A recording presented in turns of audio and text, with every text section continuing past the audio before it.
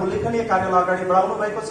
काठमाडौँ जिल्ला सभाले पनि तपाईहरु उभिएको ठाउँमा हामी पनि उभिन तयार छौं भनेर जिल्ला सभा काठमाडौँ लड्दै पर्दै तपाईहरुको पनि साहसले यो कार्यक्रम गराउने जुन चेष्टा गर्नुभएको छ यो आफैमा उल्लेखनीय छ।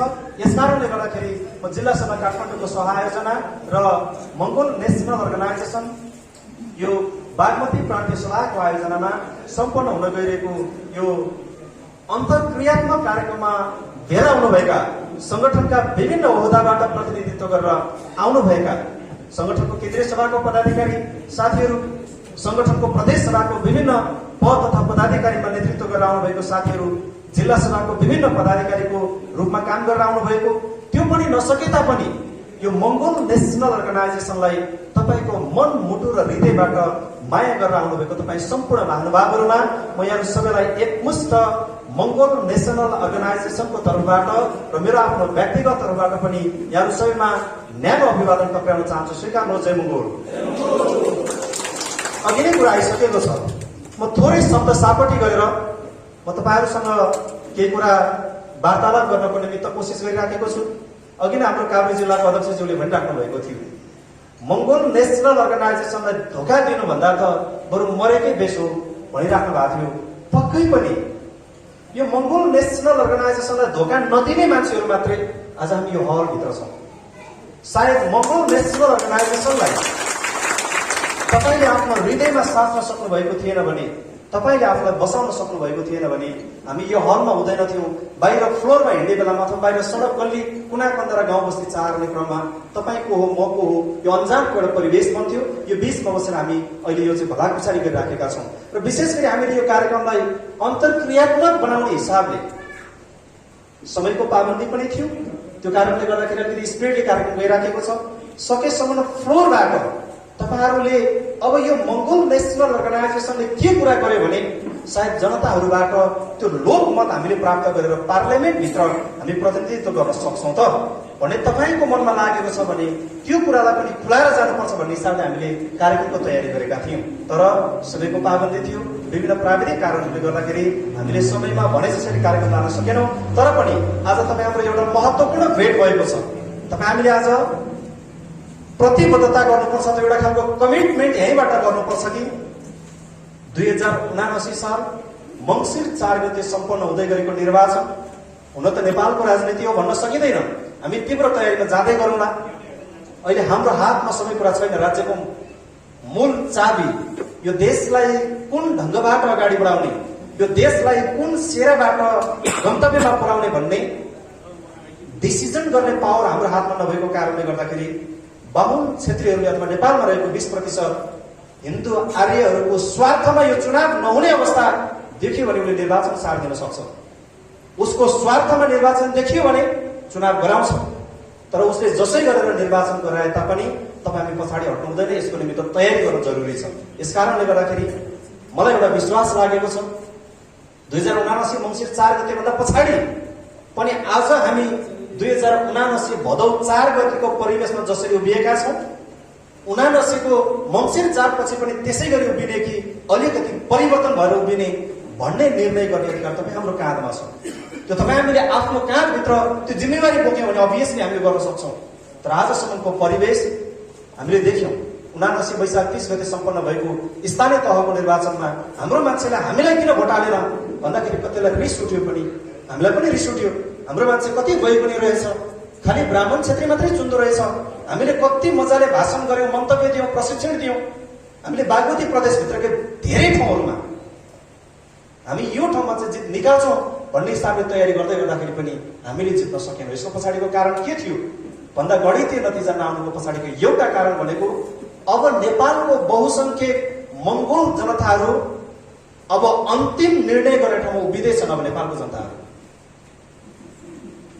यदि 2079 वैशाख 30 गते सम्पन्न भएको स्थानीय तहको निर्वाचनमा मंगोल नेशनल अर्गनाइजेसनलाई प्रारम्भिक नतिजा दिएर एउटा दुईटा वडा अध्यक्ष र वडा सदस्य जिताइदिउँ न त भनेर जनता लागेको थियो भने त्यो अन्तिम निर्णय हुँदैन थियो, त्यो बीचको निर्णय हुन्थ्यो अथवा त्यो दीर्घकालीन निष्कर्ष हुँदैन थियो।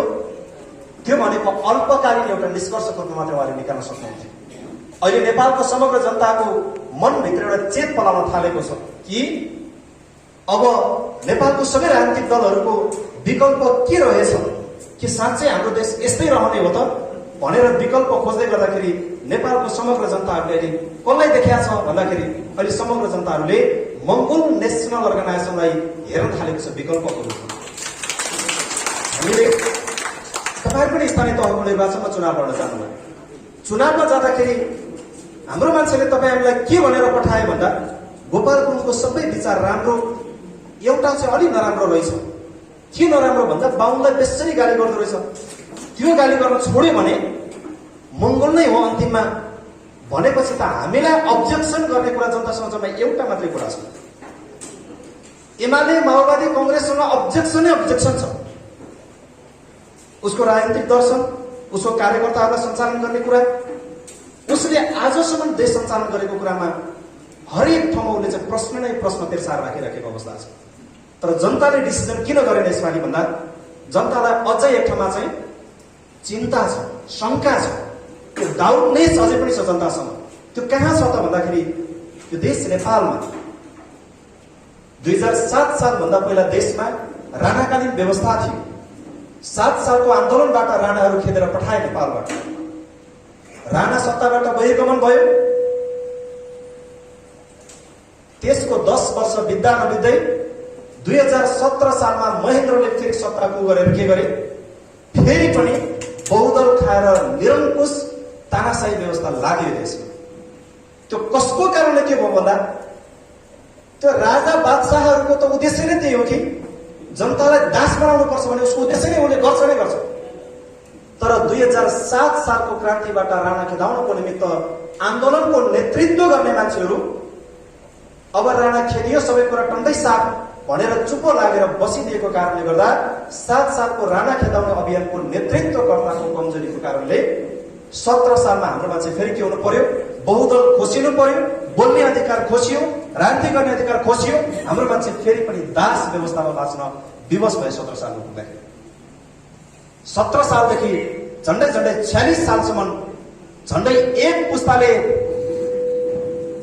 यो विषयमा आवाजै उठाउन सकेन कि अब पनि फेरि हामी यो देशमा पुनर्बहाली भएको एकल तानाशाही शासन फ्याँक्न हामी सक्दैनौँ भनेर 17 साल पछि जन्मेको एउटा नयाँ जेनेरेसनले 46 सालसम्म आवाज उठाउने आँट गर्न सकेन।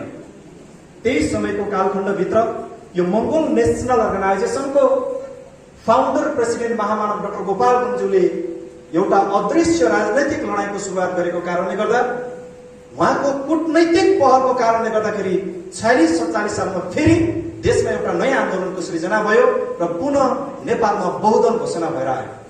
बहुदल आयो, कम्युनिस्टहरूको हातमा सत्ता पुगेर कम्युनिस्टहरूले मुलुक हाँक्न थाले। त्यसपछि कम्युनिस्टले देश हाँक्ने बेलामा 46-47 सालको आन्दोलन सफल बनाउने बेलामा नेताहरूले भाषण गरेर जनतालाई के भने 7 सालको राणा खेदाउने अभियानमा तपाईँहरूले सहयोग गरेको काङ्ग्रेसले लडेको लडाईँले गरिबहरूलाई अधिकार दिएर धनीहरूको लागि मात्रै अधिकार दियो। यसकारणले गर्दाखेरि वर्गीय मुक्तिको निमित्त, सर्वहारा जनताको अधिकारको निमित्त कम्युनिस्ट राजनीतिको विकल्प छैन, कम्युनिस्टलाई चाहिँ सहयोग गर्नुहोस् भनेर उठेको उसको जुन एउटा अभियान थियो, त्यो अभियानले 46-47 सालको आन्दोलनले फेरि मुलुकमा पुनः बहुदल फिर्ता भएर आयो। त्यो बहुदल आइसके पछाडि जनताहरूको एउटा खालको चाहना थियो, जनताहरूको एउटा सोच थियो कि अब त 7 सालमा स्थापित गरेर 17 मा खाइदिएको बहुदल फेरि पनि आएको छ। अब यो कम्युनिस्ट नेतृत्वको सरकारले हामी गरिब जनताहरूलाई, सर्वहारा जनताहरूलाई अधिकार सम्पन्न बनाउँछ, यसले नै हामीलाई मालिक बनाउँछ भनेर जनताहरू फेरि आन्दोलन सकेर उनीहरू आफ्नो घर दैलो गाउँ बस्ती फर्केर गए। तर 47 सालदेखि 51-52 सालको करिब 5 वर्ष बित्दा नबित्दै फेरि के गरे भन्दा 51 सालको एमालेको चौथो राष्ट्रिय महाधिवेशन मोरङको विराटनगरबाट मनमोहन अधिकारीलाई राजा वीरेन्द्रले प्रधानमन्त्री नियुक्त गरेर फेरि के गरे, फेरि पनि कम्युनिस्ट नेतृत्व सञ्चालन गर्ने प्रमुख व्यक्तिलाई राजाले नियुक्ति दिएर फेरि पनि देशमा जनताहरूमाथि ढाड सेक्ने एउटा खालको शासन सुरु हुन पुगेछ। 52 साल फागुन 1 गते नौलो क्रान्तिको सुरुवात भयो देशमा। अब यो देश परिवर्तन गर्नको निमित्त योभन्दा पहिला धेरैवटा लडाइँहरू लडे नेपाली जनताहरूले, त्यो कुनै पनि लडाइँले सफल हुन सकेन। अब क्रान्तिकारी कम्युनिस्टहरू भनेको माओवादीहरू यसले लडेको लडाइँबाट अब सबै कुरा आउँछ भनेर 2052 साल फागुन 1 गते नेपालको पश्चिम इलाकाको रुकुम र रोल्पालाई आधार इलाका बनाएर कास्की जिल्लाको ढिकुर पोखरीमा जन्मेर चितवन हुर्किएको पुष्पकमल दाहाल प्रचण्ड भन्ने बाहुन र गोर्खामा जन्मेको बाबुराम भट्टराई, जसलाई नेपालको सबैभन्दा विद्वान भनेर भनिएको छ। तर उही विद्वान डाक्टरले के गर्यो? खासमा डाक्टरको काम भनेको त हस्पिटलमा पुगेको बिरामीलाई बचाउने काम हो नि त डाक्टरको, होइन खासमा। तर बाबुराम भट्टराई डाक्टर कस्तो डाक्टर पर्यो भने जिउँदो सडकमै भएको युवाहरूलाई 17,000 जना मान्छे मार्ने डाक्टर पर्यो बाबुराम भट्टराई। उही बाबुराम भट्टराई र माओवादीको कमान्डरको रूपमा पुष्पकमल दाहाल प्रचण्ड 2 जना प्रयोग गरेर पश्चिम नेपालको रुकुम र रोल्पालाई आधार इलाका बनाएर कथित 10 वर्षीय जनयुद्ध घोषणा गरेर ल्याए थिए। लडे हाम्रो मान्छे त्यो 10 वर्षीय जनयुद्धमा पनि। पश्चिमबाट गुरुङ मगरहरूले सहयोग गर्दै आए, पूर्वबाट राई लिम्बूहरूले सहयोग गर्दै गए। यो बिचको भूभागबाट नेवारहरू, तामाङहरू, शेर्पाहरू, अलिक तल्लो बेडबाट थारूहरू, कामी सार्कीहरू सबैजना उमिएर त्यो लडाइँमा सहभागी भए। करिब 10 वर्ष त्यो लडाइँ लडिसके पछाडि 62-63 को जनआन्दोलनबाट नेपालमा 10 वर्ष कथित जनयुद्धको अवसान भएर मुलुक एउटा नयाँ सेनामा जाने परिवेश सिर्जना भयो देशमा। 2064 साल चैत्र 28 गते नेपालमा पहिलो संविधान सभाको निर्वाचन भयो। मुलुकमा लोकतन्त्र घोषणा भइसके पछाडिको पहिलो निर्वाचन। जनताहरूको मनभित्र विभिन्न किसिमका सपनाहरू थिए, विभिन्न किसिमका अभिलाषाहरू थिए। त्यो सबै कुरा पूरा गरिदिन्छन् होला भनेर 2064 साल चैत्र 28 गते देशको विभिन्न विभागहरूबाट 601 जना सांसदहरूलाई चुनाव जिताएर नयाँ बानेश्वरमा रहेको BICC भवनमा गएर हामी सबै जनताहरूको अधिकार समेट्ने गरेर एउटा नयाँ संविधानको खाका लिएर आउनुहोस्, हामी सबैलाई चाहिँ अधिकार सम्पन्न बनाउनुहोस्, तपाईहरु पनि सेवा सुविधा उपभोग गरेर बस्नुहोस् भनेर 64 साल चैत्र 28 गते माओवादी भन्ने पार्टीलाई देशको पहिलो नम्बरको दल 248 सिट सांसद जिताएर जनताहरूले चाहिँ संसद भवनभित्र पठाइदिए माओवादी। तर 64 सालबाट धेरै वर्ष लागेन। त्यही 64 सालको माओवादी जति बेला प्रचण्ड जस्तो मान्छेलाई प्रधानमन्त्री, बाबुराम भट्टराई जस्तो मान्छेलाई अर्थमन्त्री बनाइदिए हाम्रो मान्छेले 10 वर्ष जनयुद्धको भेलले जनतालाई आतंकित बनाएर, त्रसित बनाएर गाउँबाट मान्छे उठाएर लखेटेर भोट हाल्ने ठाउँमा मतदाताले होइन कार्यकर्ताले भोट हालेर 64 सालको पहिलो संविधान सभाको निर्वाचनबाट माओवादीलाई 1 नम्बरको पार्टी बनाएर संसद भवन पठाउँदै गर्दाखेरि प्रचण्ड भन्ने बाबु, उही देशभरिको सबैभन्दा विद्वान भन्ने बाबुराम भट्टराई भन्ने बाबुहरूले 64 सालको पहिलो संविधान सभाको निर्वाचन के को लागि पठाएको भन्दा नयाँ एउटा संविधान, युगान्तकारी संविधान लेखिदिनुहोस् भनेर पठाएको 64 सालको खासमा 5 वर्षको समयावधि दिएर 5 दिनमा होइन, 5 घण्टामा होइन, 5 हप्तामा पनि होइन, 5 महिनामा पनि होइन, 5 वर्ष समय दिनुहोस्, संविधान राम्रो बनाउनुहोस् भनेर 64 चैत्र 28 पठाएको। 69 साल चैत्र 28 गते 5 वर्षसम्म संविधान लेख्न सकेन प्रचण्ड र बाबुराम भट्टराई। नसकेपछि बाबुराम भट्टराईको हातमा सत्ता थियो। त्यति बेला बाबुराम भट्टराईले के गर्यो? हामीले संविधान लेख्न सकेनौं, अब तत्कालै दोस्रो संविधान सभाको निर्वाचन गर्नुपर्छ। त्यो मौजुदा सरकारले निर्वाचन गर्न पाइँदैन। अब के गर्ने त भन्दाखेरि बाबुराम भट्टराईले त्यति बेला के गर्यो भन्दा नेपालको एउटा निजामती कर्मचारी भएर सर्वोच्च अदालत हाँकिराखेको त्यति बेलाको तत्कालीन सर्वोच्च अदालतको प्रधान न्यायाधीश खिलराज रेग्मीलाई लौ हामीले चलाउन सकेनौं, तपाईले चलाइदिनुहोस् भनेर सत्ता उसको हातमा हालेर फेरि दोस्रो संविधान सभाको चुनाव लड्न गयो। हाम्रो मान्छेले थोरै त बुद्धि पुर्याए, कहाँनिर पुर्याए भन्दा त्यो 10 वर्ष कथित युद्ध लड्ने बेलामा लडाईँमा हुमिने भनेको गुरुङ, मगर, तामाङ, राई, लिम्बू, शेर्पा, कोचे, मेचे, धिमाल, कामी, दमै, सार्की, च्यामे, पोडे, गाइने, थारू, दनुवार, सुनवार, जिरेल, सुरेल, नेवार अथवा समग्र हाम्रो मान्छेले लडाईँ लड्यो। तपाईले अहिले पनि त्यो पल्टाएर हेर्नुहोस्, 10 वर्ष कथित युद्धमा मरेको अथवा देखाइएको 17,000 जना मान्छे मध्ये अधिकांश मान्छे मंगोलहरू मरेको डेटा हामीले त्यहाँ पाउन सक्छौं। अनि त्यो मरेर बाँचेका बचेको गुरुङ, मगर, तामाङलाई के गरे? 64 सालमा चुनाव जिताएर संसद भवन पठाएको मान्छे संविधान लेखेर पठाऊ है, संविधान लेखेर बनाऊ है भनेर संसद भवन पठाएको प्रचण्डले के गर्यो? क्यान्टनमेन्टमा रहेका लडाकुहरूलाई सेना समायोजन गर्नुपर्छ, यो मुद्दा तत्कालै समाधान गर्नुपर्छ भनेर प्रचण्डले के गरे? संविधान लेख्ने काम छोडेर के गरे? त्यहाँबाट क्यान्टनमेन्ट भित्र हाम्रो मान्छे धेरै छिर्यो भने भोलि समस्या हुन्छ भनेर के गर्यो? उसले गुरुङ मगर तामाङहरूलाई अयोग्य लडाकु घोषणा गरेर 5 लाख खल्तीमा हालेर उसको 10 वर्षको समय लुटेर घरतिर फिर्ता पठाइदिने।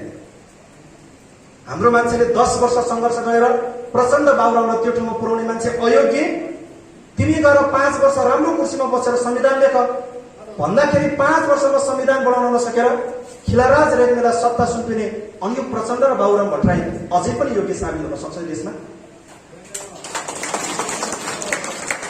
अहिले देशमा बाहुन क्षेत्रीहरूको अभियान देशभरिको सबैभन्दा विद्वान ब्राह्मण विद्वान मान्छेहरू बाबुराम भट्टराईलाई अगाडि सारिराखेको छ।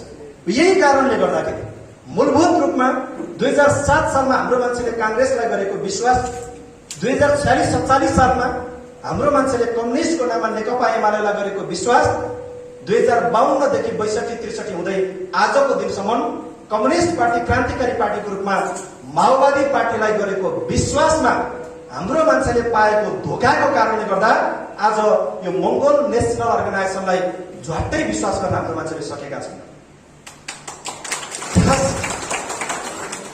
खास वैशाख 30 गतेको निर्वाचनमा हामीले मत प्राप्त गर्न नसक्नुको मूल कारण त्यही हो। जनताले काङ्ग्रेसलाई हेरे काङ्ग्रेसबाट नि लुटिए हाम्रो मान्छे, एमाले हेरे एमालेबाट पनि लुटिए, माओवादी हेरे माओवादीबाट पनि लुटिए। अब जनताको अगाडि ठिङ्ग उभिएकै एउटै मात्रै विकल्प को छ भन्दाखेरि चुनाव चिन्हको कुराको बाले गोपाल गुरुङको मङ्गोलवाद दर्शन एउटै मात्रै बाँकी छ। तर जनताले अब देखिएको यही एउटा कुरा मात्रै छ। तर जनताहरू एक ठाउँमा कहाँ सशङ्कित छ भन्दाखेरि अब अन्तिममा रहेको विकल्प यही एउटा हो। यसलाई पनि हामीले भोट दिएर पठाउँदा, मत दिएर पठाउँदा उही एमाले माओवादी काङ्ग्रेसकै चालामाला देखायो भने हाम्रो निकास हुने बाटो सदाको लागि बन्द हुन्छ। यस कारणले गर्दा अहिले तत्कालै मङ्गोललाई नपठाऊ, यसको धैर्यता गर्न सक्ने क्षमता कतिको रहेछ त भनेर अहिले मङ्गोल नेसनल अर्गनाइजेसनलाई जनताहरूले के गरेका छन् भन्दा हामीलाई अग्नि परीक्षामा हालेर हाम्रो काम कर्तव्य र हामीले गरेको व्यवहारहरू अहिले जनताले केलाई हेरिरहेका छन्। जनताले त्यो दिन तपाईँ हामीलाई भोट दिन्छ, जनताले हामीलाई त्यो दिन भोट दिन्छ जुन दिन तपाईँ हाम्रो मन मुटु हृदयभित्र यो मङ्गोलवादको दर्शन बोलीमा होइन, जय मङ्गोल मुखमा होइन अनि जय मङ्गोल गर्ने औला मात्रै ठाडो पारेर होइन, तपाईँको व्यवहारमा पनि गोपाल गुरुङको व्यवहार आएको देखेपछि बल्ल जनताले विश्वास गर्छ। त्यो परिवेश सिर्जना नभएसम्म तपाईँ हामीलाई जनताले विश्वास गर्दैन। यस कारणले गर्दाखेरि तपाईँ हामीले यो समयमा उभिँदै गर्ने क्रममा यहाँनिर यो मङ्गोल नेसनल अर्गनाइजेसनको विचार सिद्धान्त भिजन, यसको बग्ने बाटो, यसको पुग्ने गन्तव्य, यो सबै कुरा अलग छ। तपाईँहरू कतिजना साथीहरूले अनुभव गरेर आउनुभएको छ। 2079 वैशाख 30 गतेको चुनाव सम्पन्न हुनुभन्दा पहिला कोही एमालेबाट लड्नुभयो होला, कोही माओवादीबाट लड्नुभयो होला, कोही काङ्ग्रेसबाट लड्नुभयो होला, कोही विभिन्न राजनीतिक दलबाट लड्नुभयो होला। तर अब वास्तविक मूल घर चाहिँ यही मङ्गोल नेसनल अर्गनाइजेसन रहेछ, अब यही सङ्घर्ष गर्नुपर्छ भनेर तपाईँले जुन दृढ सङ्कल्प र निर्णय गरेर आउनुभएको छ, त्यो आउने बित्तिकै तपाईँले पत्ता लगाइसक्नुभयो। तपाईँ एमालेको कार्यकर्ता भएर एमालेको चुनाव लड्न जति सजिलो हुन्थ्यो, माओवादी भएर चुनाव लड्न जति सजिलो हुन्थ्यो, काङ्ग्रेस भएर चुनाव लड्न जति सजिलो हुन्थ्यो, यो एमाले माओवादी काङ्ग्रेसको विकल्पमा एमएनओ भएर चुनाव लड्न कति गाह्रो हुँदो रहेछ भन्ने कुरा तपाईँले अनुभूति गरेर आउनुभएको छ। यो किन गाह्रो भइराखेको छ त भन्दा मङ्गोल नेसनल अर्गनाइजेसनको राजनीतिक लडाइँ भनेको चाहिँ यो वैचारिक र वास्तविक राजनीतिक लडाइँ। यो एउटै पुस्तामा तपाईँको 5 वर्षको कार्यकालमै परिवर्तन हुन्छ भन्ने कुरा आउँदैन यहाँ। त्यो युगौं युग समय लाग्न पनि सक्छ। उदाहरणको निमित्त महामानव सिद्धार्थ बुद्ध तपाईँले देखिराख्नु भएको छ। बुद्धकालीन समयमा अहिलेको वर्तमान भारतमा, त्यति बेला भारत भन्ने देश थिएन, नेपाल भन्ने देश पनि थिएन। यो विभिन्न प्रान्तमा यो मुलुकहरू हुँदै गर्दाखेरि अथवा यो परिवेश हुँदै गर्दाखेरि महामानव सिद्धार्थ बुद्धले पनि त्यति बेला हिन्दू आर्यहरूको वर्णाश्रमी व्यवस्था आइसकेको थियो यो संसारमा।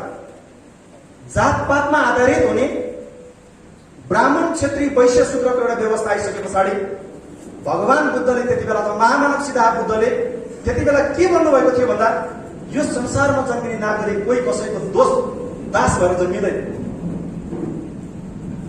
जन्मिने बेलामा दाहाल ओली पौडेलको घरमा जन्मे भने मालिक, अनि त्यही मान्छे जन्मिने बेलामा कामी दमै सार्की च्यामे पौडेलको घरमा जन्मे भने शूद्र हुने, दास हुने यो प्रवृत्तिको अन्त्य हुनुपर्छ।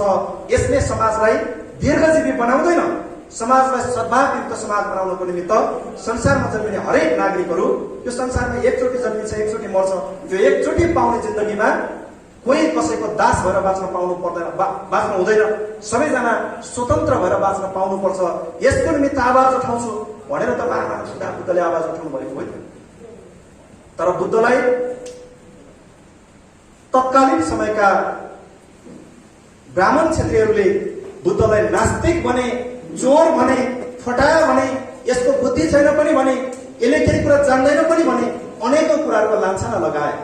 तर महामानव सिद्धार्थ बुद्धले निर्क्युल गरेको बाटोमा मेरो पुस्तामा परिवर्तन आएन भने पनि एक न एक पुस्तामा यो परिवर्तन आउँछ भनेर उहाँले उठाइदिनु भएको कुरा आज 2550 वर्ष भइसक्यो बुद्ध जन्मेर मरेर गएको।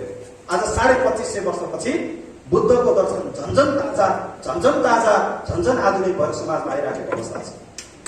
यस कारणले गर्दाखेरि महामानव डाक्टर गोपाल गुरुङज्यूको लडाईँ पनि यदि गोपाल गुरुङले चाहिँ मैले मेरै जीवनकालमा यो परिवर्तन खानुपर्छ भनेर गोपाल गुरुङले चुनाव लडेको थियो भने, त्यो हिसाबले गोपाल गुरुङले यो मङ्गलवादको दर्शन अगाडि सार्नु भएको थियो भने गोपाल गुरुङ दाइ पनि थकित हुनुहुन्थ्यो, उहाँ पनि थाक्नुहुन्थ्यो, निराश हुनुहुन्थ्यो, यो अभियानलाई उहाँले अगाडि लान सक्नुहुन्न थियो।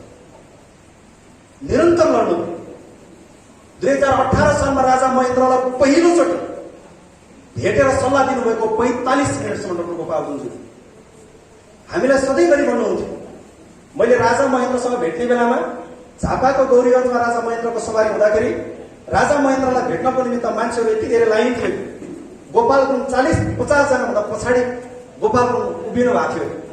त्यति बेला गोपाल गुरुङ दाइले भन्नुहुन्थ्यो, यो महाराजलाई भेट्नको निमित्त अथवा महेन्द्रलाई भेट्नको निमित्त त लाइन बेसरी लामो रहेछ, मेरो पालो त खै कति बेला आउने हो, यत्रो 45-50 जना मभन्दा अगाडि छ, तै पनि कुरेर भेट्नै पर्यो भनेर लाइनमा बसेको। तर लाइन त एकैछिनमा सकियो अरे। त्यहाँ किन चाँडो लाइन सकियो, किन चाँडो लाइन सर्यो? त्यसपछि मेरो पालो आयो, म चाहिँ राजा महेन्द्रलाई भेट्न गएँ। म भेट्न जाँदाखेरि मैले त्यहाँ पाएँ म भन्दा अगाडि महेन्द्रलाई भेट्न बसेको मान्छे त महेन्द्रसँग कुरा गर्न, महेन्द्रलाई सल्लाह सुझाव दिन त बसेको होइन रहेछ। ऊ त सुरु भित्र जाँदो रहेछ, महेन्द्र बसेको चेयर छेउमा गएर उसको खुट्टा समातेर जदौ महाराज भने खुट्टा ढोक्नै निस्केर जान्छ। फेरि पनि जदौ महाराज भने ढोक्यो भयो। महेन्द्रलाई भेटेर सल्लाह दिन सक्ने तागत कोहीसँग रहिरहेछ। त्यसपछि मेरो पालो आएपछि म भित्र गएँ। राजा महेन्द्रसँग म 45 मिनट पहिलोचोटि भेटेँ भाइ म भनेर भन्नुहुन्थ्यो। महेन्द्रले त्यति बेला गोपाल गुरुङले सल्लाह दिने बेलामा 45 मिनटभित्र 2 किलो चुरोट खाएर सकेका थिए। चुरोट तान्दै गोपाल गुरुङको कुरा सुन्दै, गोपाल गुरुङ त खुच्ची हुनुहुन्थ्यो त्यति बेला। सानो भर्खरै बालक भनेको करिब 22-25 वर्षको उमेरको हुनुहुन्थ्यो गोपाल गुरुङ त्यति बेला। अनि गोपाल गुरुङले त्यो सल्लाह दिँदै गर्दाखेरि गोपाल गुरुङको कुरा सुन्दै चुरोट खाँदै 45 मिनट कुरा सुनिसके पछाडि गोपाल गुरुङ त्यति बेला बताउनु भएको थियो, महाराज यो देशको समस्या यसो हो। तपाईँ जनताबाट निर्वाचित भएर राजा भएको मान्छे होइन, तपाईँ त तपाईँको आमाको गर्भबाट जन्मिने बेलामा नै राजकुमार भएर जन्मेको मान्छे हो महाराज। तपाईँलाई जनताको पीडा के हो, व्यथा के हो त्यो तपाईँलाई थाहा छैन, त्यो म तपाईँलाई बताउँछु आज भनेर 45 मिनट बताइसके पछाडि अन्तिममा राजा महेन्द्रले गोपाललाई के भन्नुभएछ भने, गुरुङजी तपाईँको राष्ट्रवादी भावनाप्रति तपाईँलाई धन्यवाद छ भनेर विदा गरेर पठाइदिनु भएछ। गोपाल गुरुङ दाइले विश्वास गर्नुभएछ, धन्यवाद दियो पक्कै पनि परिवर्तन गर्छ होला भनेको त 18 सालमा सल्लाह दिएको 1 वर्ष पछाडि 2019 सालमा नेपाललाई संवैधानिक रूपमा पौष 1 गते हिन्दू राष्ट्र घोषणा गरिदियो। गोपाल गुरुङले धर्मनिरपेक्ष बनाउनु सही भनेर भनेको, किन धर्म भनेको त्यो कसैले कर्काप गर्ने विषय होइन। धर्म भनेको व्यक्तिको स्वतन्त्रताको कुरा हो। जसलाई जुन धर्ममाथि आस्था रहन्छ, जसलाई जुन धर्ममा विश्वास हुन्छ त्यो व्यक्तिले छान्ने कुरा, चुन्ने कुरा हो। तर राष्ट्र राज्य चाहिँ धर्मवादी हुनु हुँदैन महाराज।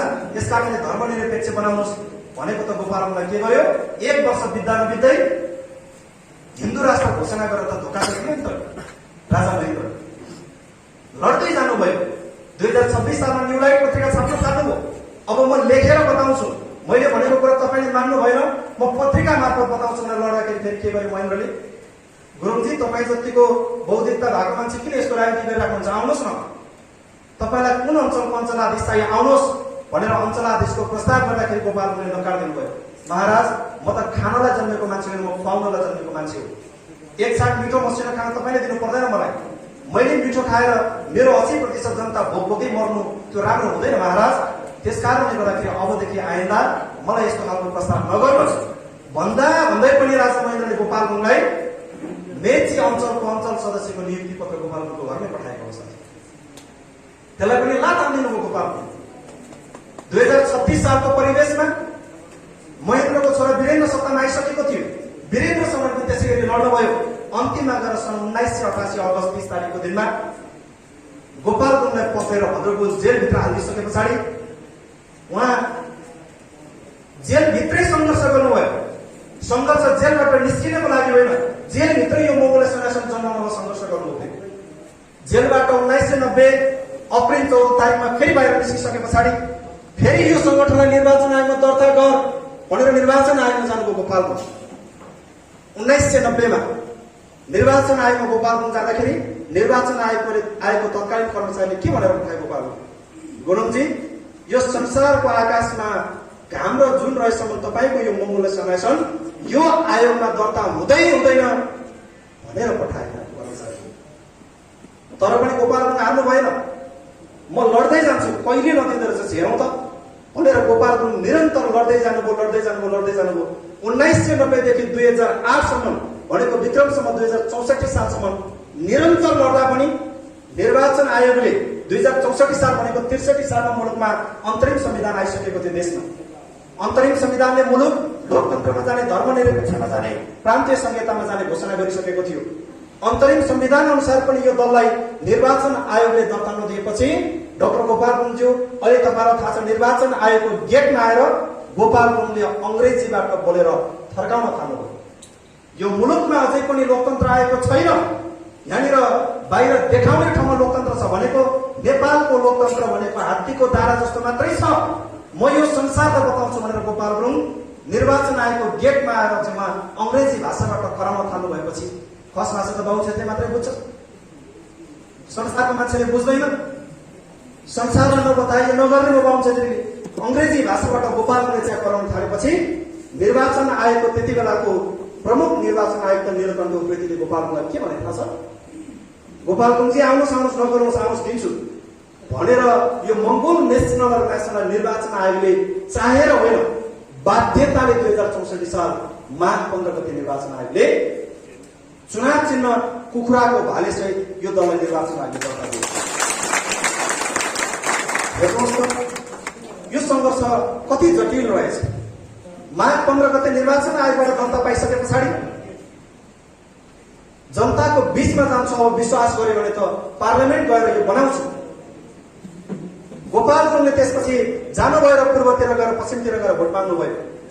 नेपालको समग्र सांसदहरूमध्ये सबै बाहुन क्षेत्री नै बाहुन क्षेत्री जाउँ, त्यो बाहुन क्षेत्रीको बिचमा मङ्गोलको तर्फबाट म एकजनालाई पठाइदिनुहोस्, म समग्र बाहुन क्षेत्रीको मस्तिष्क मुठीमा लिएर यो देशलाई विकास निर्माणको चरणमा अगाडि बढाउँछु, अग्रपङ्क्तिमा पुर्याउँछु भनेर 64 साल चैत्र 28 गतेको चुनावमा भोट माग्नुभयो।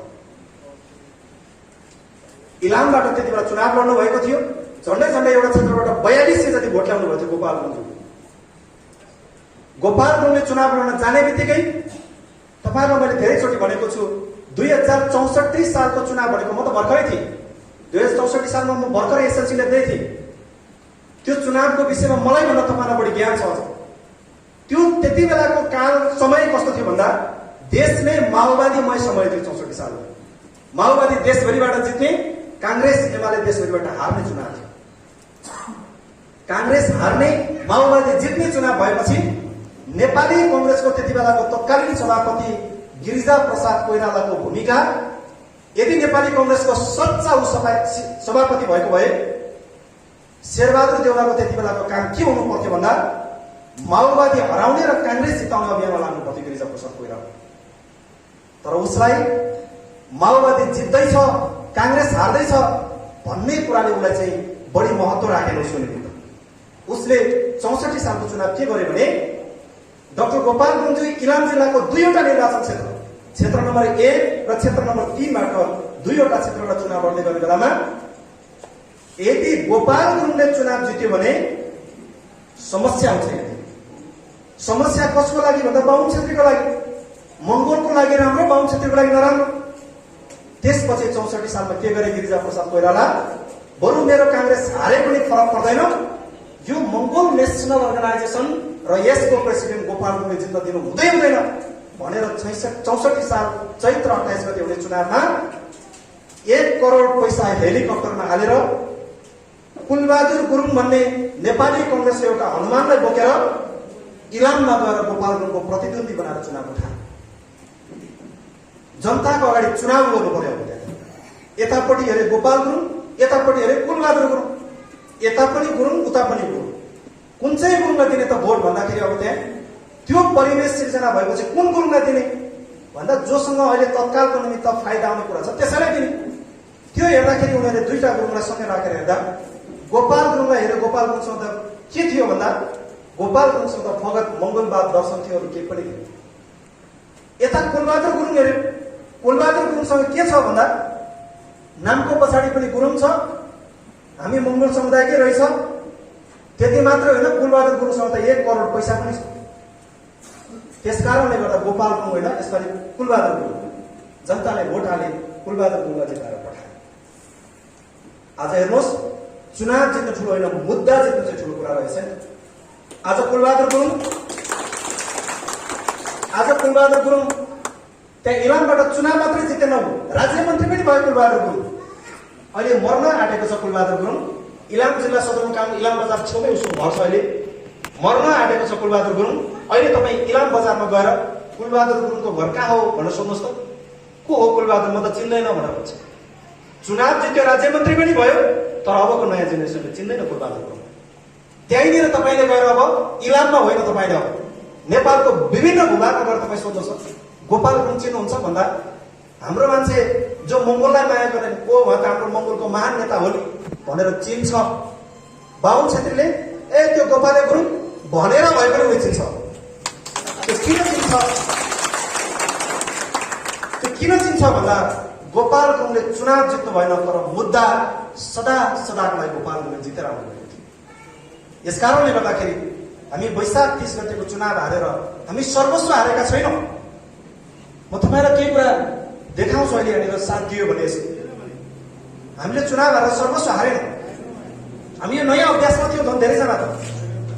त्यस पछाडि 64 सालको चुनाव सके पछाडि मलाई अस्ति साथीहरूले सोध्नु भएको थियो, त्यो गोपाल गुरुङसँग र मंगोल नेसनसँग छ चाहिँ के, सबै बाहुन क्षेत्री जितेर जाओस्, त्यो भित्र गोपाल गुरुङ एकजनाले जित्यो भने देश विकास गर्छ भन्ने कुरा। यत्रो बाहुन क्षेत्रले यति बडो चुनाव जित्दा त सकेन। शेरबहादुर देउवा 5 चोटि प्रधानमन्त्री हुँदा त सकेन। प्रचण्ड केपी ओली 2 चोटि प्रधानमन्त्री हुँदा नसकेका कुरा। यो मंगोलको एउटा मात्रै जितेर जाँदाखेरि गर्न सक्ने के छ यहाँ मेरोसँग त्यो शक्ति चाहिँ भनेर सोध्नुहुन्थ्यो साथीहरूले। देखाउन मिल्ने शक्ति त नदेखाउनु पर्ने शक्ति धेरै छ। त्यो समय आएपछि देखाउला। तर मंगोल नेसनल अर्गनाइजेसनसँग 5 चोटि प्रधानमन्त्री भएको शेरबहादुर देउवा, 2 चोटि प्रधानमन्त्री भएको प्रचण्ड केपी ओलीसँग, 1 चोटि भने प्रधानमन्त्री पाएको झलनाथ खनाल माधव नेपालसँग नभएको कुरा मंगोल नेसनल अर्गनाइजेसनसँग के छ भन्दा योसँग चाहिँ उनीहरू सबैजनासँग नभएको इमानदारीता चाहिँ केवल हामीसँग मात्रै छ। अब देश अब इमानदारीताले मात्रै बन्छ। हेर्नुहोस्, तपाईँ संसारको इतिहासमा तपाईँले कोट्याएर हेर्नुभयो भने जतिवटा मुलुक संसारमा बनेको छ, अहिले विकास निर्माणको चरणमा पहिलो नम्बरको देश भनेर उभिएको छ, त्यो सबै देशको लिडरहरू उसँग सबै कुरा धनको हिसाबले उसँग अरबौं खरबौं, पढाइको हिसाबले डक्टरेट पिएचडी मात्रै भएर होइन, उसको हृदयभित्र सबै कुरा भएर इमान्दारिता पनि भएको कारणले संसारको मुलुकहरू अगाडि बढेको छ। अब त्यो बढाउने काम केवल एमएलएले मात्रै गर्छ। 70 सालमा दोस्रो संविधान सभाको चुनाव भयो, 70 पनि अविगत त्यस्तै भयो। म 64 सालको चुनावको समयमा म भर्खर एसएलसी लेख्दै थिएँ, मैले तपाईँलाई बताएँ, मैले भोट पनि हाल्न पाइनँ। तर 64 सालको परिवेश सँगसँगै म पनि कहाँ आइपुगेँ भन्दा 64 साल चैत्र 13 गते एसएलसी एक्जाम सकियो, चैत 28 गते चुनाव सकियो, यो दुईटै सक्यो। चैत 28 गते चुनाव सकेर 601 जना सांसदहरू देश बनाउँछ भनेर पार्लियामेन्ट भवन आए। म पनि चैत 13 गते एसएलसी सकेर म आफ्नो भविष्य बनाउँछु भने म पनि काठमाडौँ आएँ। तिनीहरू पनि आए, म पनि आएँ। ठ्याक्कै परिवेश त मिलेछ त्यहाँनिर। उनीहरू काठमाडौँ आएपछि तलब भत्ता सुविधा आलिसन महल मात्रै पाउँदै गए, मात्तिँदै गए। अहिले जनताको नजरमा उनीहरू घृणित बन्दै गइरहेका छन्। अनि म पनि काठमाडौँ आएँ। म त आफ्नो भविष्य खोजेर आएको मान्छे। आफ्नो भविष्य खोज्दा मैले त मेरो भविष्य पाइनँ। मैले त्यहाँनिर मैले त समग्र देशवासीको भविष्य पाएँ। त्यो कहाँ पाएँ भन्दा काठमाडौँ आइपुग्ने बित्तिकै 64 साल चैत्र 28 गतेको चुनावको निमित्त यो संगठनको तर्फबाट बाँडेको पर्चा मेरो हातमा पऱ्यो। त्यति बेला त्योभन्दा पहिला मलाई थाहा थिएन कि को हो मङ्गोल, को हो आर्य, को हो आदिवासी, को हो जनजाति। मलाई यति थाहा थियो म भोटेको छोरा भन्ने मात्र थाहा थियो। स्कुल पढ्ने बेलामा गाउँमा कुरा चल्थ्यो। बाहुन छेत्रीको बस्तीमा हुर्केर आएको मान्छे म। छेत्री बाहुनको दमन, शोषण, अन्याय, अत्याचार कति हुन्छ भन्ने कुरा चाहिँ मैले भोगेको छु। किनकि मेरो बाजेले नि भोग्नु भएको छ, मेरो बाउले नि भोग्नु भएको छ। त्यति मात्र मैले पनि भोगेर आएको छु। बाहुन छेत्रीहरूबाट कस्तो खालको डिस्क्रिमिनेसन हुन्थ्यो भन्ने कुरा मलाई थाहा थियो। त्यो थाहा हुने बेला फेरि मलाई के चाहिँ थाहा थिएन भन्दा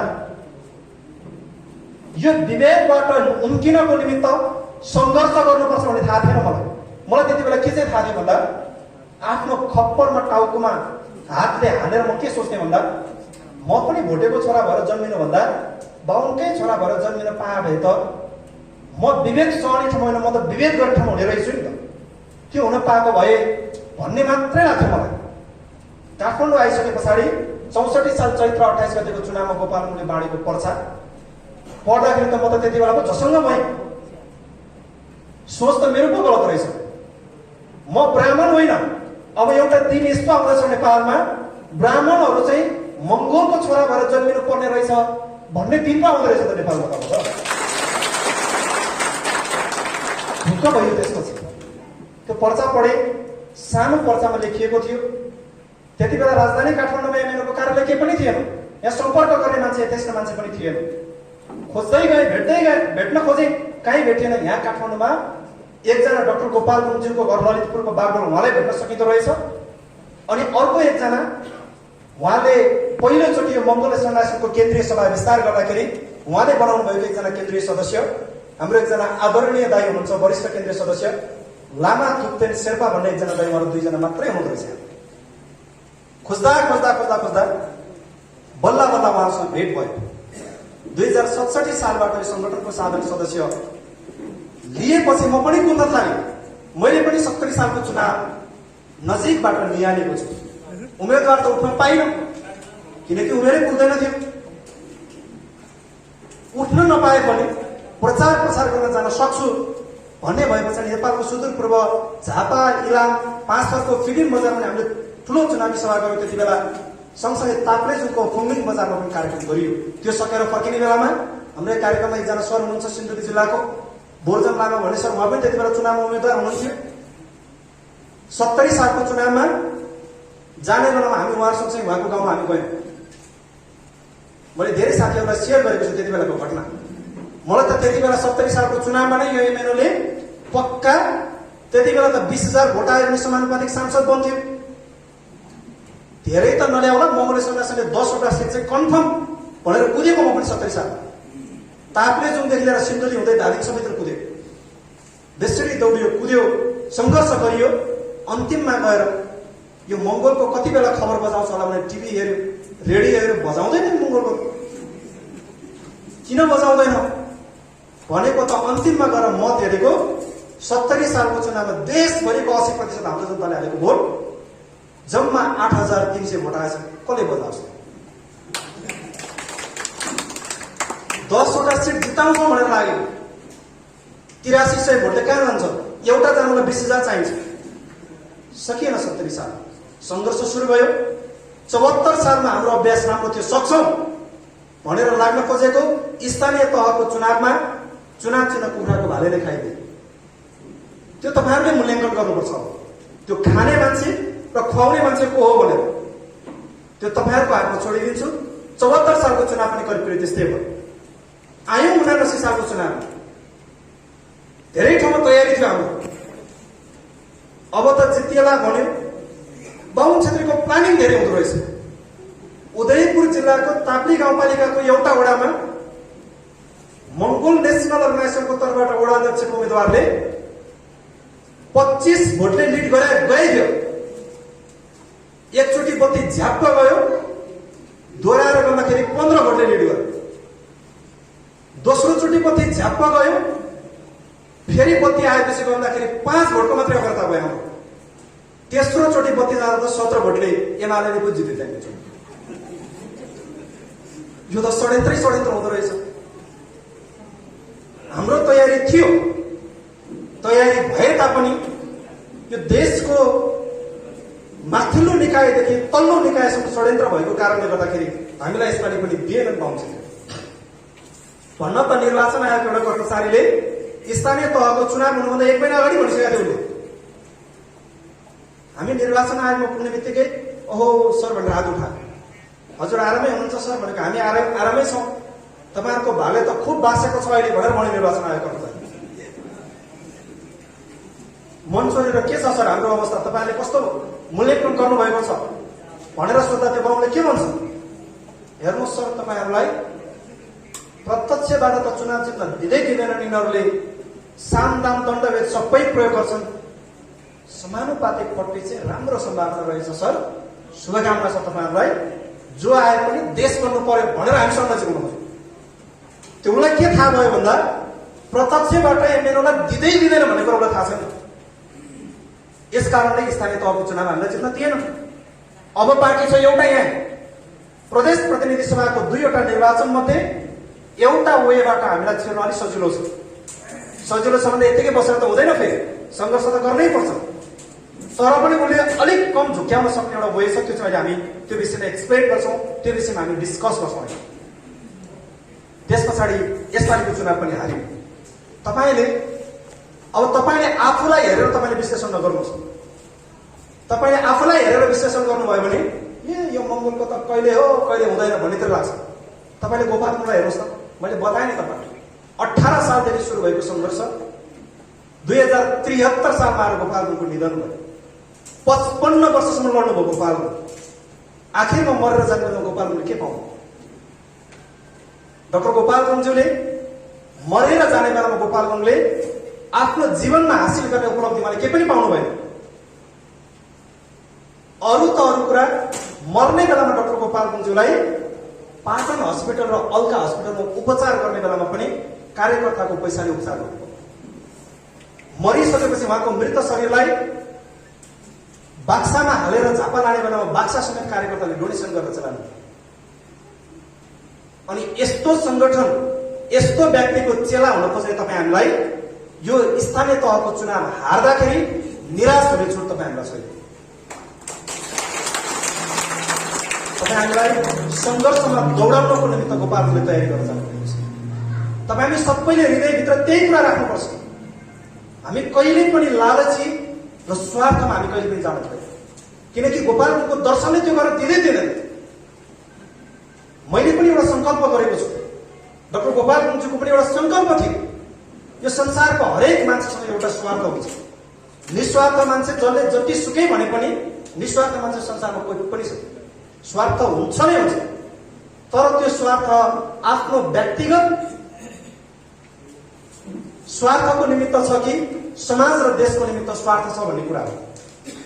डाक्टर गोपालगञ्जको एउटा स्वार्थ थियो। त्यो स्वार्थ गोपालगञ्जको के थियो भन्दा नेपालको समस्त मूलवासी मङ्गोलहरूलाई अधिकार सम्पन्न बनाउनुपर्छ भन्ने स्वार्थ थियो। तपाईँ हाम्रो पनि एउटा स्वार्थ हुन जरुरी छ, तर त्यो स्वार्थ तपाईँको लागि होइन, यो संगठनको लागि, यो समाजको लागि र यो देशको निमित्त चाहिँ तपाईँ हाम्रो स्वार्थ हुन जरुरी छ। नत्र भने तपाईँ हामीलाई निरन्तर अगाडि बढ्नको निमित्त त्यो साहस, त्यो प्रेरणा हाम्रो शरीरभित्र आउँदैन। त्यही डाक्टर गोपाल गुरुङजीको स्वार्थको कारणले गर्दा आज देशभरिको जनता बोल्न सक्ने भइरहेको छ। अहिले मान्छेहरूले भन्छ यो माओवादी त खत्तम रहेछ भनेर भन्यो भने हाम्रो दाजुभाइ माओवादीमा कति वर्ष सङ्घर्ष गरेर आउनेले अरू त केही पनि भन्दैनन्। होइन, माओवादीले केही नदिए पनि बोल्न सक्ने त बनाएको सर होइन भन्न सक्नुहुन्छ। होइन भन्यो भने फेरि उहाँहरू रिसाउनु, किनकि उहाँ पनि माओवादीले धेरै वर्ष सङ्घर्ष गर्नुभएको छ। हो भन्यो भने कुरो होइन, फेरि त्यो बोल्न सक्ने माओवादीले बनाएको होइन। माओवादी जन्मेपछि मात्रै तपाईँ हामी बोल्न जानेको पनि होइन हो त? कि हामी योभन्दा पहिले बोल्न जानेका थिएनौँ? जानेका थियौँ। माओवादी जन्मेर माओवादीले बोल्न सिकाएको होइन। 63 सालको अन्तरिम संविधानमा स्वतन्त्रपूर्वक बोल्न पाउने लोकतन्त्र भन्ने मुद्दा संविधानमा आएको कारणले चाहिँ बोल्न पाएको नि त। यो प्रचण्डले आएर यसरी विद्रोह गर भनेर बोल्न सिकाएको त हो र होइन नि त? यस कारणले गर्दाखेरि डाक्टर गोपाल गुरुङजीको एउटा स्वार्थ थियो। त्यो स्वार्थ के थियो भन्दा मेरो 80% जनतालाई मैले खुवाएँ भने त मेरो खाएको खाइ गर्छ। त्यसकारणले डाक्टर गोपाल गुरुङजी सधैँभरि भन्नुहुन्थ्यो, कार्यकर्तालाई, जनतालाई, नागरिकलाई तिमीले माछा मारेर चाहिँ माछा खान नदेऊ। माछा मारेर खान दियो भने तिम्रो जनता कस्तो हुन्छ भन्दा मेरो मालिकले मारेर ल्याउँछ, म यतिकै खाना पाइरहेको छु, किन मैले माछा मार्ने भनेर माछा मार्न सिक्दैन त्यो जनताले। यसकारणले माछा मारेर नदेऊ, बरु तिमीले जनतालाई के गर, माछा मार्ने आइडिया सिकाऊ। आजबाट तिमी नभएको बेला पनि माछा मारेर खान जान्छ भनेर भन्नुहुन्थ्यो। आजको सङ्घर्ष त्यही। गोपाल गुरुङले हामीलाई सबै कुरा बनाइदिएको भए हामी त्यही कुरा उपभोग गर्थ्यौँ, बस्थ्यौँ। हामी कहिले पनि सङ्घर्ष गर्दैनथ्यौँ। तर गोपाल गुरुङले हामीलाई के चिनाइदिनु भयो भने खासमा यो देशको आँखा चिन्चो नाक खेप्चो भएको मान्छेहरू मालिकको अधिकार शरणार्थीले खाएको छ भन्ने कुरा देखाइदिएर जानुभयो गोपाल गुरुङले। देखाइदिएपछि अहिले हामी जुरुङ रहेर के गर्नु थाल्यौँ, त्यो अधिकार खोज्न थाल्यौँ। तपाईँहरू कतिजना अधिकांश हुनुहुन्छ, तपाईँहरू यहाँनिर बहुसङ्ख्यक डाक्टर गोपाल गुरुङज्यूलाई भेट्ने भन्दा नभेट्ने तपाईँहरू धेरै हुन्छ होइन? एकचोटि तपाईँहरू हात उठाउनुहोस् त, नभेट्ने कतिजना हुन्छ गोपाल गुरुङलाई? गोपाल गुरुङलाई प्रत्यक्ष रूपमा नभेट्ने सबैजनाको हात उठ्यो। नभेटेको माउमा भयो नि तपाईँहरू नभेट्ने त कमसेकम हामी भेट्ने जतिलाई त गोपाल गुरुङले भाइ हाम्रो अधिकारीले खाइदिएको छ त्यसको निमित्त सङ्घर्ष गरेर भनेर जानुभएको थियो। तपाईँहरूलाई त भन्नुभएको थिएन नि त गोपाल गुरुङले। तर गोपाल गुरुङको दर्शनमा त्यो शक्ति छ, त्यो सत्यता छ कि मेरो अधिकार पुग्ने यो रहेछ, त्यसैले म लड्नुपर्छ भनेर गोपाल गुरुङलाई स्यालुट गरेर हामीले आइपुग्यौँ नि। यसकारणले सङ्घर्ष गरेर डराउनु हुँदैन, सङ्घर्षमा निरन्तर जान तयारी हुनुपर्छ। र अर्को कुरा स्वार्थको कुरा, स्वार्थ हामी सबैको हुन्छ, तर तपाईँ हामीले स्वार्थ कसको निमित्त राख्ने भन्दा आउने भावी सन्ततिको निमित्त, समाजको निमित्त हामीले स्वार्थ राख्न जरुरी छ। हामी आफ्नो स्वार्थ पुरा गर्नको निमित्त सङ्गठनलाई दाउमा हाल्नु हुँदैन, बरु सङ्गठनको स्वार्थ पुरा गर्न तपाईँले आफैलाई चाहिँ दाउमा हाल्नुपर्छ। त्यसपछि मात्रै बल्ल तपाईँलाई जनताले चुन्न थाल्छ, तपाईँलाई जनताले चाहिँ चिन्न थाल्छ। तर तपाईँ आफ्नो स्वार्थ पुरा गर्नलाई सङ्गठनलाई दाउमा हाल्नुभयो भने त्यो सङ्गठन नै खत्तम हुन्छ, तपाईँ झन् खत्तम हुन्छ नै हुन्छ। तपाईँ हामी निस्वार्थ भावनाले लाग्नु पर्यो। स्वार्थ एउटै कुरा हो, मैले सधैँभरि भन्ने गरेको छु, मेरो पनि एउटा स्वार्थ छ, मेरो अरू कुनै स्वार्थ छैन। तपाईँहरूले धेरै पटक भन्नुभएको छ यो देशमा चुनाव हुन्छ, चुनाव जित्ने, लड्ने, सांसद बन्ने, मन्त्री प्रधानमन्त्री बन्ने, यो सबै कुरा भनेको तपसिलका कुराहरू हो। पहिला हाम्रो मान्छेलाई चेतनशील बनाऊ, यो दर्शन भिजाउँ, हाम्रो मान्छेले कुरा बुझेपछि अटोमेटिक हुन्छ। त्यो नहुन्जेलसम्म सङ्घर्ष गर्नुपर्छ। मैले पनि एउटा कमिटमेन्ट गरेँ र मेरो पनि एउटा स्वार्थ छ। म यो स्वार्थको निमित्त म निरन्तर लड्छु। स्वार्थ कुन मानेमा छ भन्दाखेरि मेरो लागि अरू कुनै पनि स्वार्थ छैन। म भोलि गएर यो देशमा सांसद जितौँला, सांसद जितेर मन्त्री बनाउला, पाए प्रधानमन्त्री पनि बनाउला, मैले त्यति लामो त्यति टाढाको कुरालाई मैले स्वार्थको रूपमा लिएको छैन। तर मेरो हृदयभित्र एउटा स्वार्थ बरकरार रूपमा त्यो म मरेर गइसके पछाडि त्यो एउटा स्वार्थ चाहिँ मान्छ। मेरो स्वार्थ चाहिँ के छ भन्दा म मरिसके पछाडि जीवित हुने बेलामा मैले के पाउँछु भन्ने कुरा त्यो मलाई मात्रै थाहा छ। कसैले आलोचना गर्लान् रिन्सेन सरले भनेको कुरा यो चाहिँ ठिक हो यो चाहिँ बेठिक भन्ला कसैले कुरो त राम्रै गर्ने हो तर पनि यो कुरा चाहिँ बेठिक छ आलोचना गर्नु यो समाज यस्तै हो आलोचना पनि गर्छ सम्मान पनि गर्छ थरीथरीको कुरा हुन्छ जे कुरा आए पनि मलाई चाहिँ फेरि के पनि अघि हाम्रो टेक्सरले एउटा उदाहरण दिनुभयो नि त म चाहिँ कुन ठाउँमा पुगिसकेँ भन्दाखेरि म चाहिँ त्यो रुख चढ्ने भ्याएको जस्तै भइसकेको छु कसैले के भन्छ मैले सुन्दैन बाहिर निस्केर थरीथरीको कुरा आउँछ हाम्रो प्रेसिडेन्टले भन्नुहुन्छ बजार भनेको 1000 थरीको कुरा चल्ने ठाउँ हो बजारमा त कसले के भन्छ मलाई त्यो कुराले केही पनि फरक पार्दैन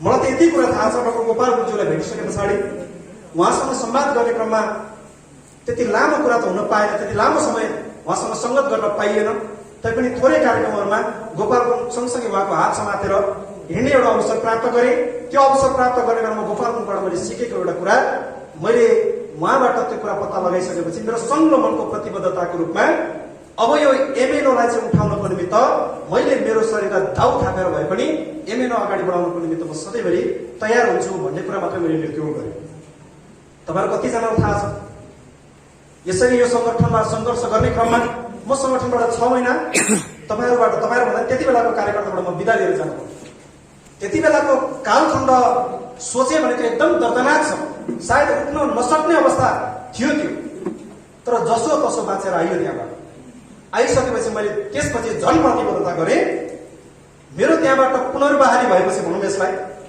पुनर्नियुक्ति भए पछाडि अरूको पुनर्नियुक्ति नहुने र मेरो पुनर्नियुक्ति मैले गर्न सक्ने अवस्था बनेपछि मैले एउटा निर्णय के लिए भने त्यस पछाडि मैले जिन्दगीमा के पाउला के नपाउँ त्यो अलग कुरा हुन् तर अन्तिममा गएर यो डाक्टर गोपाल गुरुज्यूको मङ्गलबार दर्शनलाई एमएनओलाई मैले हामी नपुग्ने गरेर यो सङ्गठनलाई बचाउनको निमित्त मेरो स्वार्थको निमित्त सङ्गठनलाई दाउमा होइन सङ्गठन बचाउनको निमित्त म आफै दाउमा परे भनेदेखि अन्तिममा गएर मैले एउटा कुरा के चाहिँ पाउँदो रहेछु भन्दाखेरि म मरिसके पछाडि मेरो मृत शरीरको लासमाथि भद्रकोट जेलबाट निस्केको यो खुकुरी तारा अङ्कित झन्डा चाहिँ मेरो लासमाथि अवश्य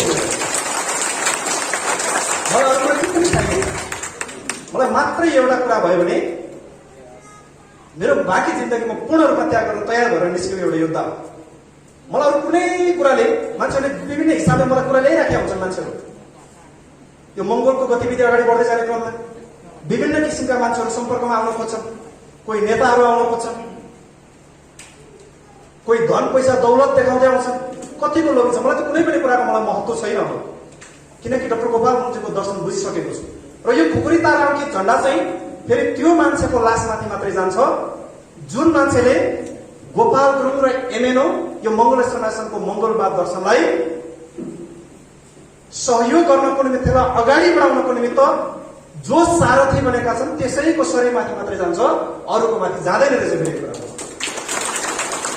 किनकि मैले यही झन्डा बोकेर हिँड्ने मैले धेरैजना देखेको छु यही झन्डा बोकेर 10 वर्ष सङ्घर्ष गर्ने मान्छेहरू थोरै बाटो बिराउने बित्तिकै शरीरमाथि झन्डा होइन झन्डा छोयो भने पनि अहिले कार्यकर्ताले ठोक्छन् त्यस्तो परिवेश बनिसकेका छ त्यस कारणले गर्दाखेरि मैले एउटा प्रतिबद्धता गरेँ म सधैँभरि कुनै पनि मान्छेले मलाई उत्साहित बनाउनको निमित्त उशृङ्खल कुरा लिएर आयो भने मलाई कसले झस्काउँछ भन्दा मैले आफैले गरेको मेरो कमिटमेन्टले मेरो प्रतिबद्धताले मलाई झस्काउँछ कि यदि तैँले यो बाटो अँगालिस् भने तेरो शरीरमाथि पनि यो झन्डा आउँदैन त्यसकारणले बाटो नबिरा भनेर झस्काइसके पछाडि म फेरि के हुन्छु सतर्क भएर अगाडि बढिराखेको हुन्छु यस कारणले गर्दाखेरि म सम्पूर्ण उपस्थित बागमती प्रदेशभित्रको धेरै साथीहरू र विभिन्न स्थानबाट चाहिँ आउनुभएको साथीहरू हुनुहुन्छ हलभित्र तपाईँहरू सबैप्रति म जगजाहेर गर्न चाहन्छु यो मङ्गलबार दर्शन भनेको यो व्यवहारिक दर्शन हो यो बाहुन क्षेत्रीले बेसी खाने दर्शन होइन कङ्ग्रेसले सुनाउने गरेको प्रजातान्त्रिक समाजवाद होइन एमाले सुनाउने गरेको जनताको बहुदलीय जनवाद पनि होइन यो माओवादीले सुनाउने गरेको नौलो जनवादको प्रचण्ड पद पनि होइन यो मङ्गलवाद भनेको व्यवहारिक दर्शन हो यो दर्शनले हामीलाई जिउन सिकाउँछ जिउँदाखेरि स्वतन्त्र मानव भएर जिउन भातृत्वसहित सबैसँग चाहिँ समदूरीको सम्बन्ध कायम गर्न सिकाउने दर्शन चाहिँ मङ्गलवाद दर्शन हो त्यसकारण डाक्टर गोपाल गुरुज्यूले परीक्षा लिनुहुन्थ्यो आज हामी त्यही परीक्षामा छौँ कार्यकर्ताले लिइराखेको छ आम जनताले लिन्छ अब यो देशको जनताहरूले अब अन्तिम निर्णय गर्ने बेला आएको छ। गर्छ अब निर्णय गर्ने बेला उनीहरूले कसरी गर्छ त भन्दा एमाले माओवादी कांग्रेस लगायत विभिन्न राजनीतिक दललाई धेरैचोटि हेर्यौं हामी। अब अन्तिम विकल्पको रूपमा मङ्गोल नेसनल अर्गनाइजेसन हेर्ने भनेर अन्तिम निर्णय लिन्छन् जनताले, नागरिकले त्यो निर्णय लिन्छन्। त्यो निर्णय लिएर तपाईँ हामीलाई चुनाव जिताउने बेलामा त्यो अग्नि परीक्षामा खरो रूपमा उत्रिन सक्ने बन्नको निमित्त फेरि संगठनभित्रको आन्तरिक परीक्षामा हामी उत्रिन तयार हुन जरुरी छ। डाक्टर गोपाल गुरुङज्यूले मसिनो लिनुहुन्थ्यो। मैले तपाईँलाई धेरैचोटि बताएको छु, गोपाल गुरुङज्यूले यो संगठनको दर्शन बुझाउनको निमित्त, व्यावहारिक रूपमा उसलाई संस्कारगत हिसाबले परिवर्तन गराउनको निमित्त, मङ्गलबार दर्शनको संस्कार बसाउनको निमित्त भने मसिनो परीक्षा लिनुहुन्थ्यो, मसिनो परीक्षण गर्नुहुन्थ्यो उहाँ। त्यो गर्ने क्रममा मैले तपाईँलाई धेरैचोटि बताएको छु, म आज पनि तपाईँलाई बताउँछु। किनकि आज हामी यो हलभित्र उपस्थित हुने सबैजना चुनाव चिन्ह कुखुराको भालेमा भोट हालिदिनुहोस् भनेर मैले तपाईँलाई भन्नलाई अपिल गर्न बोलाएको होइन। तपाईँहरू आफै चुनाव चिन्ह कुखुराको भालेमा भोट हालिदिनुहोस्, हामी देश बनाउँछौँ भन्न अगाडि बढेको नेतृत्वकर्ताहरू तपाईँहरू हुनुहुन्छ। डाक्टर गोपाल गुरुङज्यूले त्यो परीक्षा लिनुहुन्थ्यो। तपाईँहरू धेरैजनालाई धेरै साथीहरूले बताइसक्नु भएको छ। म जाँदा पनि मैले परीक्षा लिनुहुन्थ्यो, सबैलाई लिनुहुन्थ्यो। एकचोटि एउटा घटना भयो, 2070 सालको कुरा। संगठनको त्यति बेलाको एकजना कार्यकर्ता हुनुहुन्थ्यो, म नाम लिन चाहन्न। हाम्रो त्यति बेला नयाँ बसपार्कमा एउटा सानो कार्यालय थियो। हामी दुईजना कार्यालयमा भएको बेलामा मैले उहाँलाई भने, दाइ जाउँ गोपाल दाइको घरतिर, दाइसँग भेटघाट पनि हुन्छ भनेर भनेको उहाँलाई। उहाँ चाहिँ माओवादीको 10 वर्ष युद्ध लडेर आएको हुनुहुन्थ्यो। माओवादीमा पनि राम्रै जिम्मेवारी पाएको, एमएनएमा आउने बित्तिकै पनि राम्रै जिम्मेवारी पाएको। जाउँ गोपाल दाइलाई भेट्न भनेको उहाँले के भन्नुभयो भने मलाई, म त जाँदैन भाइ, तिमी मात्रै जाऊ भन्नुभयो। त्यति बेला यो संगठनको जिम्मेवारीको हिसाबले मभन्दा पनि सिनियर हुनुहुन्थ्यो। जाउँ न भनेर मान्नु भएन। किन नजाने दाइ भन्दाखेरि उहाँले मलाई के भन्नुभयो भने, अरू पार्टीको नेताहरूलाई भेट्न गयो भने दर्शन, सिद्धान्त, कूटनीति, रणनीतिको कुरा सिकाउँछ। हाम्रो गोपाल गुरुङलाई भेट्न गयो भने कि झिङ्गा मार्न लाउँछ कि गमला बोक्न लाउँछ। त्यो बुढालाई भेट्न जान्न म भनेर उहाँ जान मान्नु भएन। म गएँ लखर गोपाल दाइ घरमा। दाइको घरमा पुगिसके पछाडि संगठनको अहिलेको वर्तमान केन्द्रीय प्रेसिडेन्ट बुद्धलाल मेचे दाइ त्यहाँ गोपाल दाइको घरमा हुनुहुन्थ्यो। मैले दाइलाई त्यति बेला भने, दाइ म अफिसमा थिएँ अनि अघि मैले भनेको त्यो एकजना फलाना मान्छे, त्यो फलाना दाइलाई पनि जाउन दाइ भनेर भनेको मैले।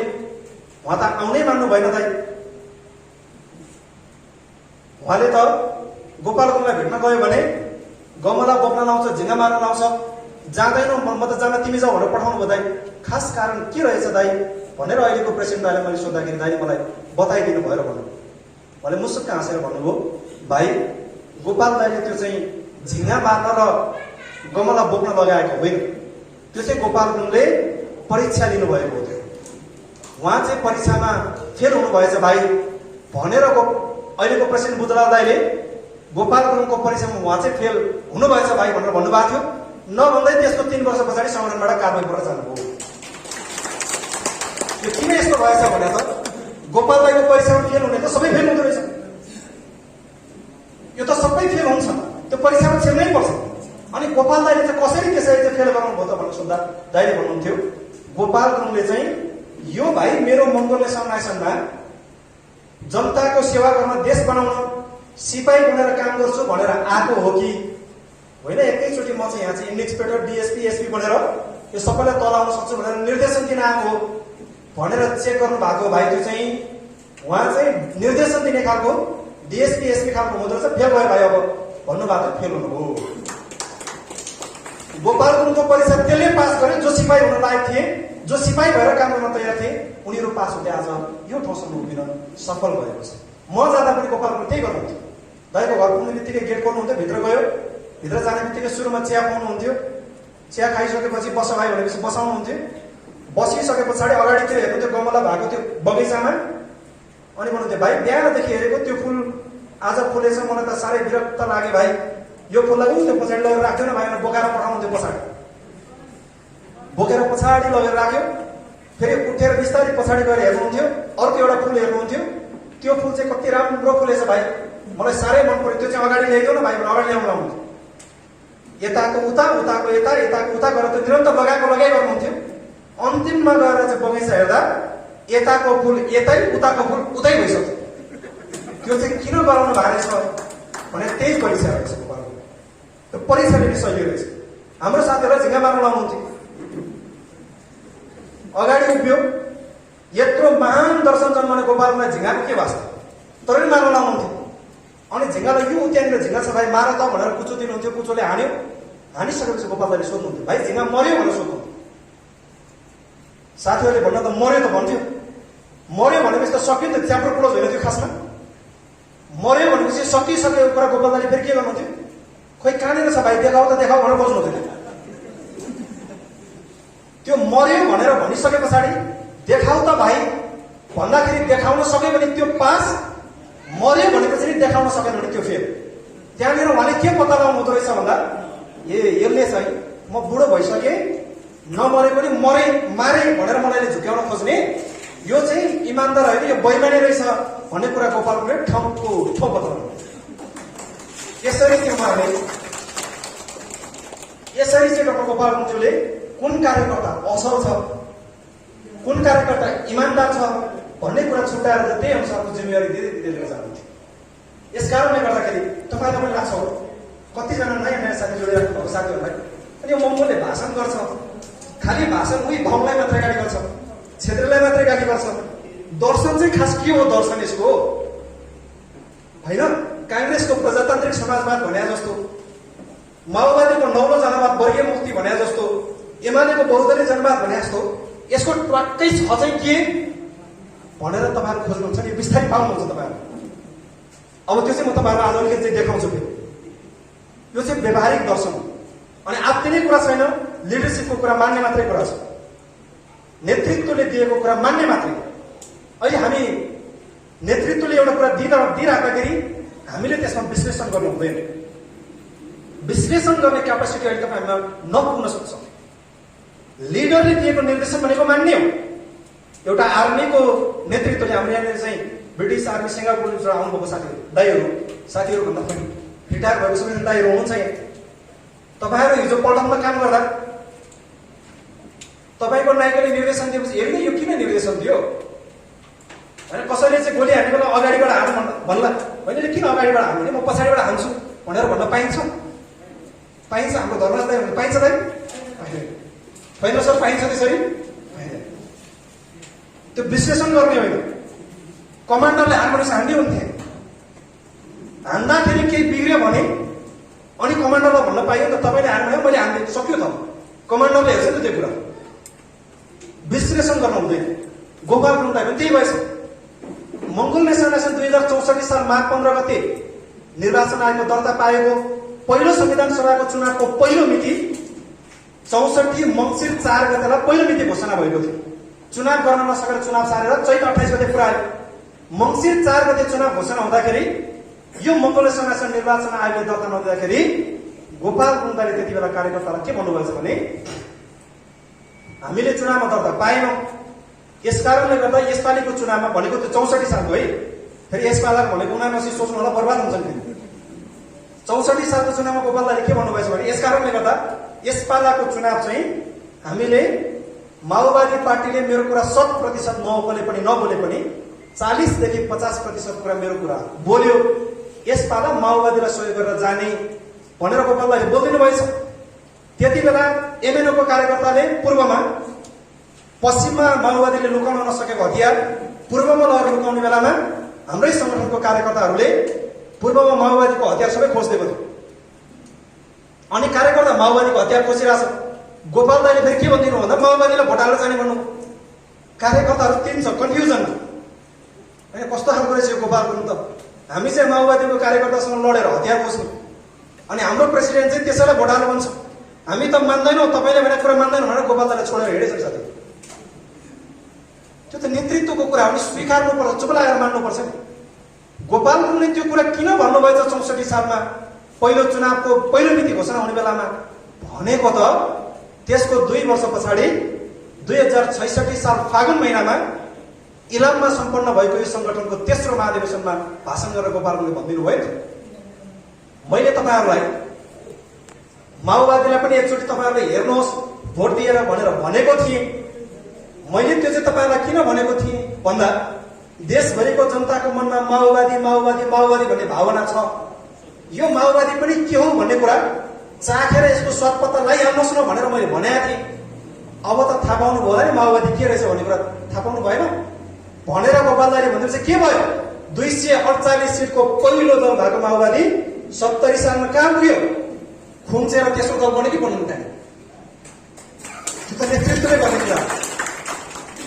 त्यस कारणले गर्दाखेरि लिडरले के बोल्छ भनेर विश्लेषण गर्ने भन्ने थियो। लिडरले बोलेको कुरा सक्नुहुन्छ इमान्दारीपूर्वक पालना गर्ने, सक्नु भएन भने बरु मौन बस्ने, चुप बस्ने।